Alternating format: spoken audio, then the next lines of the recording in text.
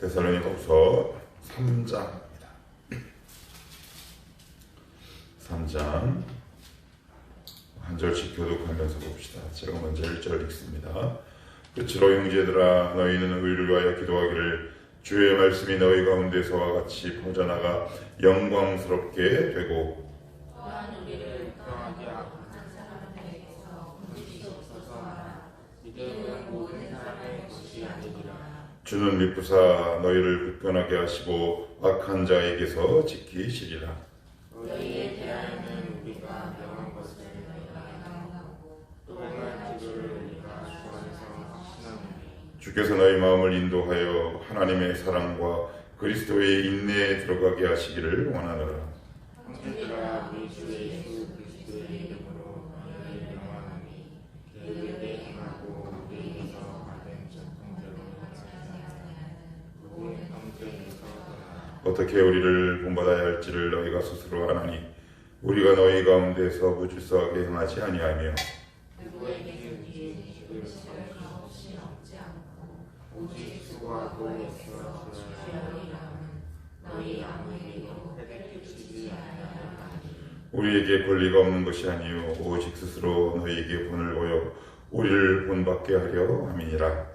우리가 너희와 함께 있을 때에도 너희에게 명하기를 누구든지 일하기 싫어하거든 먹지도 말리하라 하니 우리가 들은즉 너희 가운데 게으르게 행하여 도무지 일하지 아니하고 이를 만들기만 하는 자들이 있다 하니 이런 자들에게 우리가 명하고 주 예수 그리스도 안에서 권하기를 조용히 일하여 자기 양식을 먹으라 하노라. 형제들아 너희는 선을 행하다가 낙심하지 말라.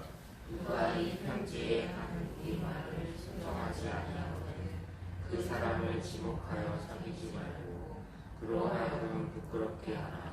그러나 원수와 같이 생각하지 말고 형제같이 권면하라. 평강의 주께서 친히 때마다 너희에게 평강을 주시고 주께서 너희 모든 사람과 함께 하시기를 원하나. 나 바울은 친필로 문안하노니 이는 편지마다 표시로서 이렇게 쓰노라 같이요 우리 주 예수 그리스도의 은혜가 너희 무리에게 있을지어다. 아멘. 어제는 데살로니가 교회에 임박한 재림 또한 유대 동족들의 그다음에 이방인들을 포함한 거죠. 환난과 핍박이 데살로니가 교회의 큰 두 가지 이슈였고 문제였다 그랬어요.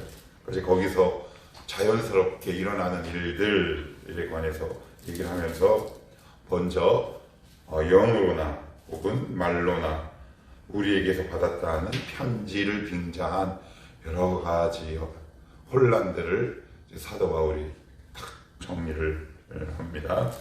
그리고 나서는 데살로니가전서와 마찬가지로 3장에는 이제 너희들이 그렇게 흔들리거나 요동하지 말고 너희들이 이렇게 살아라 하고 이제 권면하는 형식의 내용이 나오는데, 자 먼저 2절을 보시면 또한 우리를 부당하고 악한 사람들에게서 건지시옵소서 하라. 믿음은 모든 사람의 것이 아니니라. 그건 이제 사도 바울의 일종의 이제 고백인데 이게 이런 뜻이에요.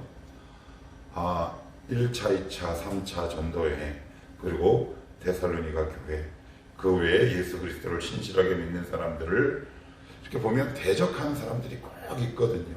근데 사도 바울은 그들을 향해서 어떻게 해서든 열린 마음으로 전도하려고 했고, 그리고 심지어 로마서에는 내 동족을 위해 내가 생명책에서 내 이름이 없어진다 하더라도 내 동족을 구원하는 것이 나의 본심이다 라고 적기까지 해요. 그런데 이제 사도 바울은 이런저런 일련의 상황들을 쭉 겪고 이제 보니까 이런 생각이 탁 든 거죠. 믿음은 모든 사람에게 일어나는 일이 아니구나 라는 깨달음을 얻게 되는 거죠. 아마 처음엔 이랬을지도 모르겠어요. 그래 나의 열심으로 온 세계를 복음하자 그랬는지는 모르겠지만 사도 바울이 이제 거기서 이제 깨닫게 되는 거죠. 이건 누구나 누릴 수 있는 것들이 아니구나.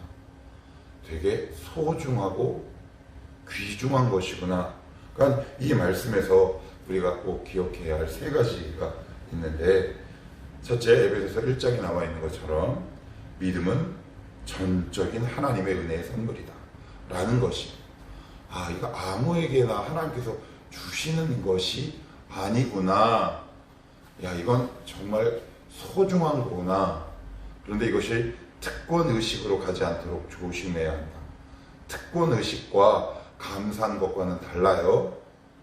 차이가 이제 뭐냐면, 이스라엘 백성들은 선민의식을 가졌다는 말이에요. 그래서 나는 택함을 받았으니까 어떤 특권의식, 선민의식인데, 성경이 얘기하는 믿음은 아무에게나 일어나는 일이 아니다 라는 의미의 그 뒷면에는 너희들 겸손해라. 그리고 누가 구원받았는지 모르는 사람이니 그것은 나에게 맡겨두고 최선을 다해 열심히 전도하라는 의미까지도 포함된다. 이렇게 이해하시면 될 것 같아요. 아무튼 첫 번째는 믿음은 전적인 하나님의 은혜의 선물이었구나라는 것을 다시 한번 알게 되는 거죠. 이것과 연관돼서 믿음은, 그 믿음의 주도권은 하나님께 있는 것이구나. 이게 참 놀랍다라는 것이고요. 그리고 세 번째, 같은 연장선이겠죠. 하나님, 이게 전도자가 아니면 어떤 목회자가 하는 말이, 이것이 하나님의 말씀으로 믿어지는 것이 복이구나 라는 것을 동시에 아는 거예요. 그래, 하여튼 믿음의, 그리고 나서는 디모데전서, 디모데후서에는 이것과 상반되게 이런 표현이 나와요. 모든 사람이 구원받기를 원하신다. 근데 이것이 전혀 다른 맥락과 문맥 같은데 결코 그렇지 않다. 그 부분은 제가 이제 디모데전서 말씀드릴 때 추가적으로 설명을 좀 하도록 하겠습니다. 그래서 정리를 하면, 믿음은 모든 사람의 것이 아니다. 그러면 전도하지 말아야 하나? 아니죠. 그래서 더 전도해야 해요. 왜? 누가 구원받는지 우리는 알 수 없기 때문에. 그리고 전적인 하나님의 주권에 달려있는 것이기 때문에 그래요. 그래서 우리가 더 최선을 다해야 합니다. 그리고 믿음의 주도권은 하나님께 있다라는 것. 누군가에 일어서고 넘어지는 그 모든 것들 하나님의 주권에 있어. 여기서 우리가 조심해야 될 게 뭐냐면, 그럼 결단하지 말아야 하나? 그렇지 않아요. 그럴수록 더 결단해야 한다. 그리고 말씀이 믿어지는 것 또한 복이다. 이걸 사도 바울이 데살로니가 교회 교인들에게 알려주고 있는 것이고요. 또한 8절 9절 보시면 사도 바울이 또 이렇게 증거합니다. 누구에게서든지 음식을 값없이 먹지 않고 오직 수고하고 애써 주야로 일함은 너희 아무에게도 폐를 끼치지 아니하게 함이라. 같이 한번 볼게요. 시작. 우리에게 권리가 없는 것이 아니요 오직 스스로 너희에게 본을 보여 우리를 본받게 하려 함이니라. 그래. 본받게 하려 함이니라. 그래. 제가 예전에도 한번 말씀을 드렸는데, 제가 전임 연사 시절에 이제 그 교회 집사님이 앞에 동사무소 그 직원이세요. 그러니까 그 답심리 토박이래요. 굉장히 오래 사신 분이고, 그리고 제가 섬겼던 교회 안에서도 워낙 오래 다니신 분이라 여러 가지 인맥 형성이 굉장히 많고 다양하신 분인데, 이제 새벽 기도 끝나면 제가 이제 운동복을 갈아입고 저쪽까지 걸어갔다 왔어요. 막 이렇게 오는데 저기서 그 집사님이 이제 담배를 태우고 계시더라고요. 그러니까 어떻게 해요? 저는 이제 못 본 척하고 서로 민망하잖아요. 그런데 그분이 이렇게 팍 전사님 안녕하십니까? 딱 그러는 거예요. 이거 누가 당황해야 하는 거지? 제가 더 당황했어요. 그래서 그냥 그러고 나서 고민이 되더라고요. 근데 이제 어떻게 하다가 이제 그 집사님 댁에 신방을 갔어. 여자 집사님, 남편분 출근하시고. 근데 어떻게 남편이 얘기했나 봐요.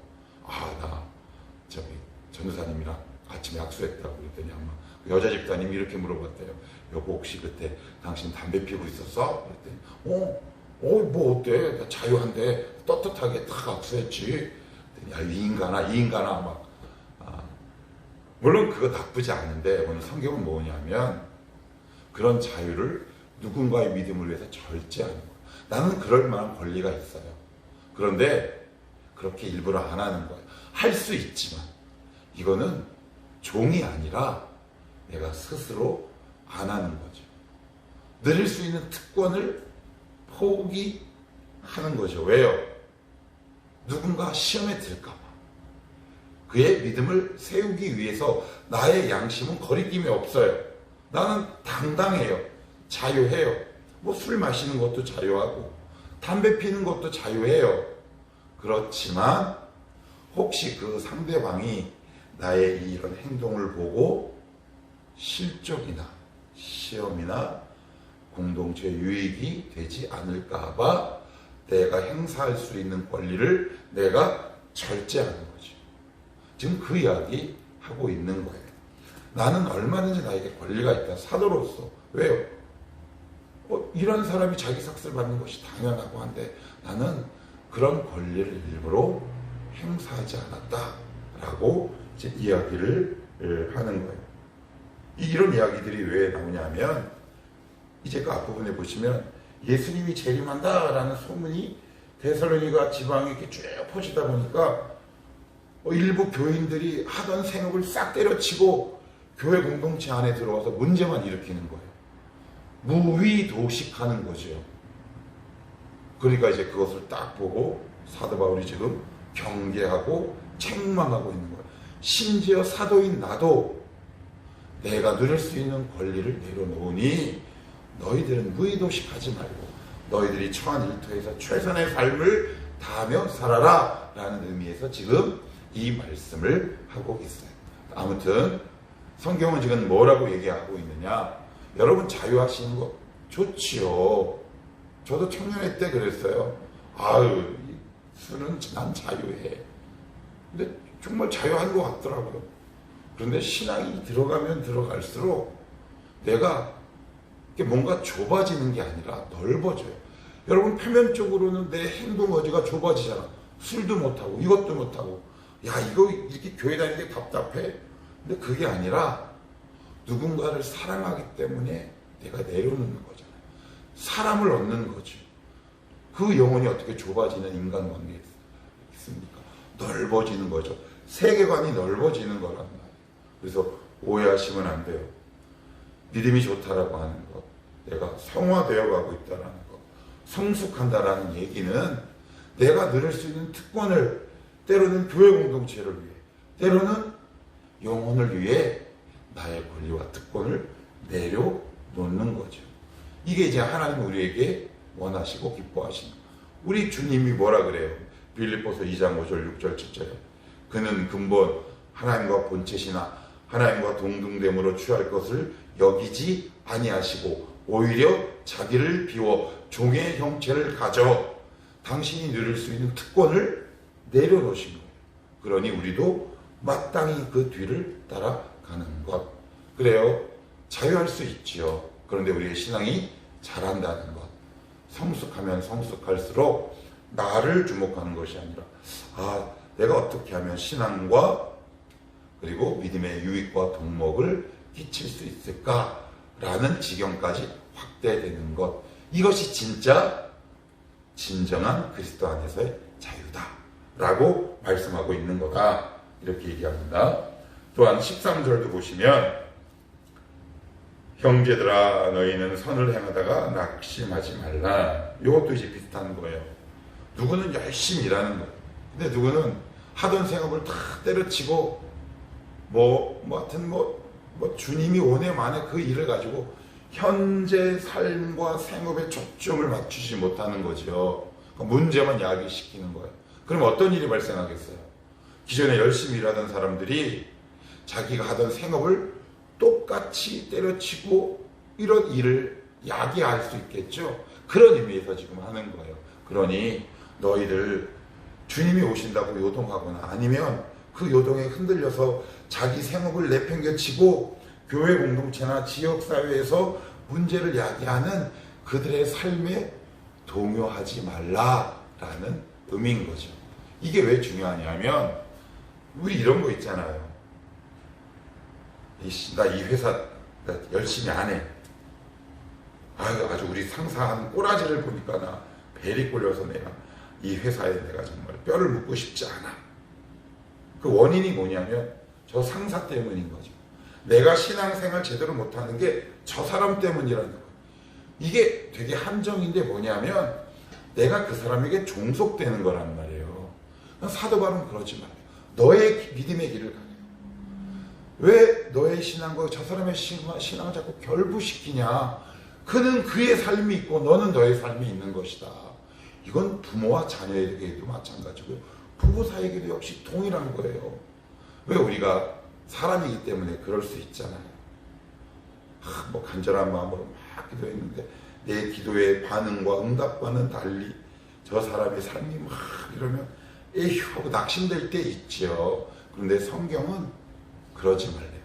선을 행하다가 낙심하지 말라라는 의미는 그 사람의 삶과 행동에 너의 신앙과 인격이 종속되지 말아라는 의미가 함께 포함되어 있는 거예요. 우리는 우리의 길을 가는 거예요. 나는 나의 길을 가는 거라고요. 그래서 왜 그들을 보고 요동하는 사람이 왜 없겠느냐. 너희들은 그러지 말고 너의 믿음의 길을 가고 너의 신앙의 길을 가라. 내 인생의 길을 지금도 뚜벅뚜벅 걸어가라 라는 의미에서 이렇게 얘기하고 있는 거예요. 형제들아 너희는 선을 행하다가 너희들의 일상에 최선을 다해 살다가 믿음의 길을 걸어가다가 네 주변에 있는 그 문제를 일으키는 사람들을 보고 너의 신앙의 행위가 꺾이지 말아라 라는 뜻이다. 그래야 종속되지 않는다 그랬어요. 그래서 제가 이런 표현 자주 하죠.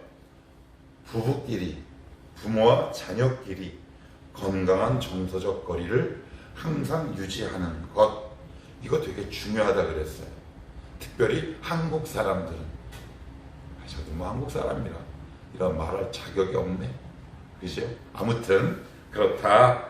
자, 마지막으로 우리 14절, 14, 15절에 보시면 18절 봅시다. 시간이 많이 가서 18절은 같이 한번 봅시다. 자, 시작. 우리 주 예수 그리스도의 은혜가 너희 무리에게 있을지어다. 그래요. 주 예수 그리스도의 은혜가 누구에게 있을지어다 이렇게 선포합니까? 너희 무리. 여기서 문제 있는 사람들은 제외됩니까? 그러면 문제 있는 사람들에게만 해당되는 말씀인가요?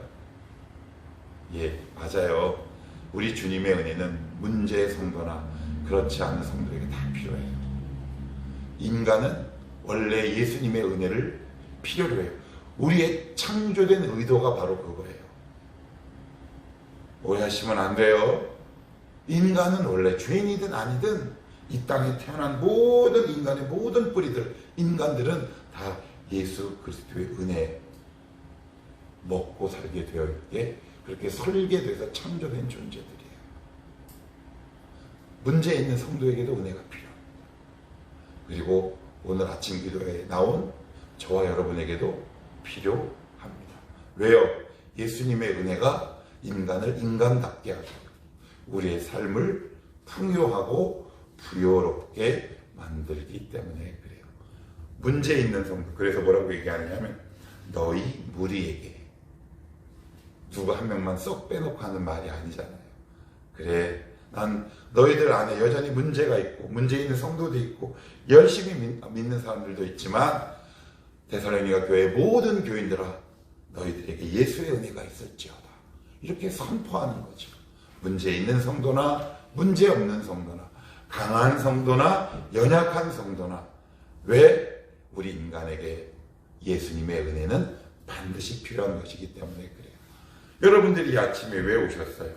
오늘도 하루를 예수님의 은혜로 살아가게 하옵소서가 우리 기도의 핵심 아니에요? 오늘도 여러분들이 기도하시다가 예수님의 은혜 많이 경험하고 돌아갈 수 있기를 축복합니다. 우리의 기도와 우리의 삶 속에 예수님의 은혜가 늘 깃들고 풍요로울 수 있기를 주님의 이름으로 축복합니다. 기도합시다.